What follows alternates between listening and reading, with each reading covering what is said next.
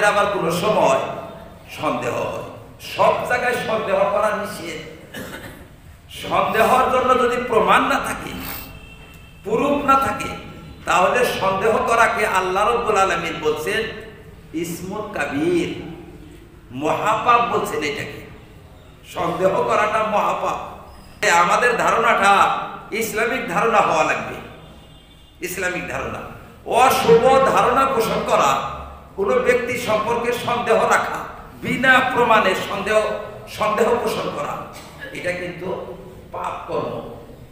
এটা পাপ। আমরা জানি না যে এটা পাপ।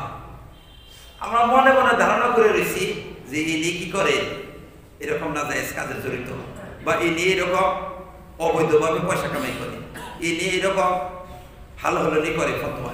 যে কোনো অশুভ ধারণা, সন্দেহ, বিনা প্রমাণে সন্দেহ পোষণ করা কোনো ব্যক্তি সম্পর্কে, এইটাকে আল্লাহ নিজে বলছে যে এটা বড় পাপ, মহাপাপ। এটা আমাদের সমাজে যারা এরকম ধারণা রাখে তারা 24 ঘন্টা মহাপাপে লিপ্ত, মহাপাপে লিপ্ত, কিন্তু সে জানে না যে মহাপাপে লিপ্ত।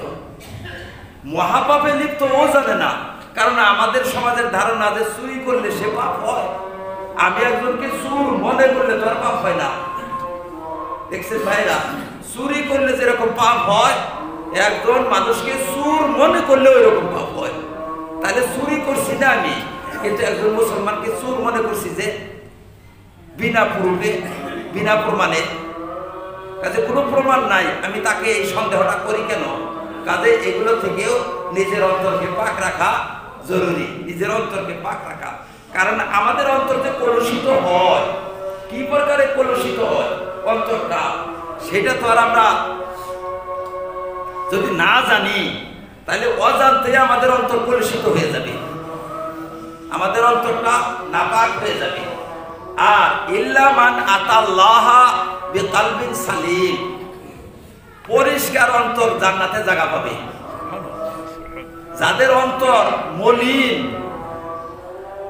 অন্তর জংযুক্ত, মরিচাযুক্ত, সেই অন্তরের জন্য জান্নাতের দ্বার উন্মুক্ত হবে না। জান্নাতের দ্বার উন্মুক্ত হবে পরিষ্কার অন্তরের জন্য। তাহলে আমাদের অন্তরটা কি করলে পরিষ্কার হয়, কি করলে মলিন হয়, সেইটা যদি আমি না জানি, তাহলে অজান্তে আমার মনটা কি হয়ে যাবে, মলিন হয়ে যাবে, আমি জানবই না। কাজেই জানা দরকার। এটা একটা পাপ, এটা পাপ। গোপনে আমরা মানুষের কথা শুনবার চেষ্টা করি, এটাও কবিরা গুনাহ। গোপনে কোনো মানুষের কথা শোনা, এটা কবিরা গুনাহ। গোপনে কিরকম, এটা তো বুঝি। একটা দুটা উদাহরণ দেই। মানে খুব ধীরে ধীরে ধীরে ধীরে ধীরে ধীরে আপনি একজন মানুষের ঘরের নিকটে দাঁড়িয়ে রইলেন, যে কি আলাপ করে। এই যে গোপনে মানুষের কথা শোনা, এইটা শোনা লাগে না, এটা আইব। একজন মানুষের এটা আইব। আইব দেখা, আইব বাইর করা, আইবকে প্রকাশ করা, এটা শরীয়তে নিষেধ। একজন মানুষ যদি আপনার কাছে একটা গোপন কথা রাখছে, সেই কথাটা আপনি জীবন ভরা গোপন রাখতে হবে। এটা আমানত একটা। এই আমানতটা ভালো ভালো আলেমরাও আমানত বোঝে না। আমরা দেখি ভালো ভালো আলেমরাও আমানতটা বোঝে না, আমানতটা খেয়ানত করে।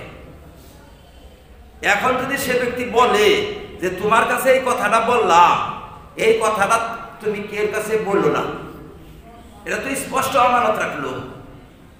আপনি এই কথাটা কোনো জায়গায় বলতে পারবেন না। যদি বলেন, তাহলে তার আমানতকে খেয়ানত করলেন। আর একটা আমানত যেটা সাধারণভাবে আমানত হইয়া যায়, বলাও লাগে না। একজন মানুষ যদি এদিক ওদিক তাকায় কথা বলতে সময়, তাইলে এটা আমানত। তোমার সাথে কথা বলছে আর এদিক ওদিক তাকায়, তাকাইয়া তাকাইয়া কথা বলে, যে কেউ আবার শুনে নাকি, তাইলে এটা আমানত। এটা প্রকাশ করা যাবে না। এইটা আমানত। কিসের আমানত? যে ভাবভঙ্গি দ্বারা আমি বুঝছি যে এটা প্রকাশ করা যাবে না।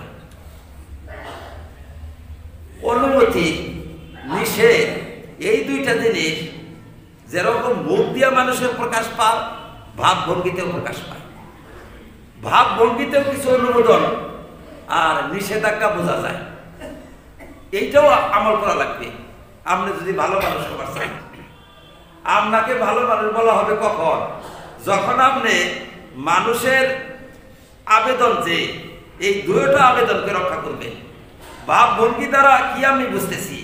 ভাব ভঙ্গি দ্বারা বুঝতেছি যে এইটা প্রকাশ করা যাবে না, এটা একটা আমানত, তাহলে এই আমানতটা রক্ষা করতে হবে, প্রকাশ করা যাবে না। কিন্তু আমরা কি রক্ষা করতে পারি? আমরা রক্ষা করতে পারি না, রক্ষা করা লাগে। তবে একটা কথা মনে রাখবেন যে মাসলা মাসাইল গুলো, যেমন গীবতের কথা বলছি, যে মানুষের গীবত করা না যায়, হারাম, গীবত করা যায় না। তাহলে গীবত কাকে বলে এইটা তো বুঝতে হবে। গীবত কাকে বলে? গীবত বলা হয় কোন মানুষকে হেয় প্রতিপন্ন করার জন্য তার দোষ প্রকাশ করা, এটাকে বলা হয় গীবত। তাছাড়া অন্য কোনো উদ্দেশ্য যদি থাকে তাহলে সেটা গীবত না। কিরকম? যেরকম কোনো মানুষকে হত্যা করবে, সেই কথাটা আপনি তাকে জানাই দিলেন যে তুমি একটু সতর্ক হও, কারণ তার মান ঢাড়া আপনার উদ্দেশ্য না, উদ্দেশ্য একজন মানুষকে রক্ষা করা। আমরা তো বুঝি না একজন মানুষের ইমান রক্ষা করার উদ্দেশ্য, সেইটার গীবত বলি। গীবত করো, তোমরা গীবত করো, মৌলবীরা গীবত করে। আরে ভাই, ওই মৌলবীরা গীবত করে, মৌলবীরা গীবত করে যদি তার ব্যক্তিগত আমল নিয়ে সমালোচনা করে, তাইলে এটা গীবত। সমষ্টিগত আমল নিয়ে যদি সমালোচনা করে, এটা ফরজ, এটা ওয়াজিব, এটা গীবত না। এটা না বললে সমাজ রসাতলে যাবে। কাজে ঠিক তেমন একজন মানুষের আমানত আপনি রক্ষা করবেন। এখন এই আমানতটা কি ধরনের আমানত এটাও জানতে হবে। যদি সে ইসলামের ক্ষতি করে বা কোনো মানুষকে প্রাণে হত্যা করবে, তখন আপনি এই আমানত নিয়ে বসে থাকতে পারবেন না। তখন যদি আমানত নিয়ে বসে থাকেন, তাহলে আপনার তো ওটা তো আমানত, ওটা আমানত না। একজন আলেমকে মারবে বা এক ব্যক্তিকে মারবে, আপনার সাথে পরামর্শ করে আপনি আমানত হিসেবে গোপন রাখেন, তাহলে আপনি পাপ কাজে সহায় করলেন। এটা কাজে ভাইরা, এক কথায় মাসলা মাসাইলের ক্যাটাগরি যেটা, মানে এখন আপনারা বলবেন যে এত মশলা আমরা বুঝতে পারবো না। মুসলমান হইলে বুঝতেই হবে। বুঝতে পারবো না বললে মুসলমান হওয়া যাবে না। মুসলমান হইলে আমাদের প্রয়োজনীয় বিষয়গুলো কিছু কিছু শিখতেই হবে। কিছু কিছু শিখলে পরিবর্তন আসবে আমাদের সমাজে। একটা জান বাঁচাবার জন্য পদক্ষেপ নেওয়া আর একজনের মান মারবার জন্য পদক্ষেপ নেওয়া, দুইটা কোনদিন এক হবে? একজনের জান রক্ষা করা লাগে আর একজনের মান মারা লাগে। আরে মান মারাটা তো হারাম হবে, জান বাঁচাটা কি হারাম? জান বাঁচাটা তো পূর্ণ কর্ম। কাজে একই ধারায় যদি আমরা মনে করি মশলাকে, তাহলে এটা আমাদের ভুল হবে।